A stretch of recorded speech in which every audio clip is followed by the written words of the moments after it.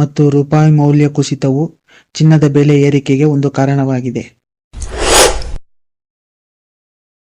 ಚಿನ್ನದ ಬೆಲೆ ಏರಿಕೆಯಿಂದ ಜನರು ಬೇಸತ್ತು ಚಿನ್ನದ ಖರೀದಿಯನ್ನು ಮುಂದೂಡುತ್ತಿದ್ದಾರೆ. ಮದುವೆ ಹಾಗೂ ಶುಭ ಸಮಾರಂಭಗಳ ಖರ್ಚು ವೆಚ್ಚ ಜಾಸ್ತಿಯಾಗಿ ಇದು ಜನರ ಮೇಲೆ ವ್ಯತಿರಿಕ್ತ ಪರಿಣಾಮ ಬೀರುತ್ತಿದೆ. ಹೂಡಿಕೆ ವಿಷಯಕ್ಕೆ ಬಂದರೆ ಚಿನ್ನದ ದರವು ಈಗಾಗಲೇ ಮುಗಿಲು ಮುಟ್ಟಿದೆ. ಇದರಿಂದ ಜನರು ಪರ್ಯಾಯ ಮಾರ್ಗಗಳ ಮೊರೆ ಹೋಗುತ್ತಿದ್ದಾರೆ. ಇನ್ನು ಚಿನ್ನದ ಮೇಲೆ ಹೂಡಿಕೆ ಮಾಡಬೇಕು ಎನ್ನುವವರಿಗೆ ಇರುವ ಆಯ್ಕೆಗಳ ಬಗ್ಗೆ ತಿಳಿದುಕೊಳ್ಳೋಣ.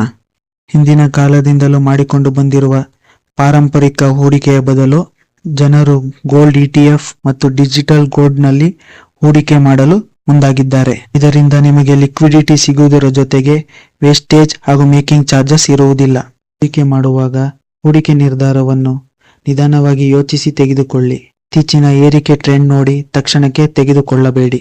ಪ್ರತಿ ತಿಂಗಳು ಸ್ವಲ್ಪವೇ ಹಣವನ್ನು ಹೂಡಿಕೆ ಮಾಡುತ್ತಾ ಬನ್ನಿ.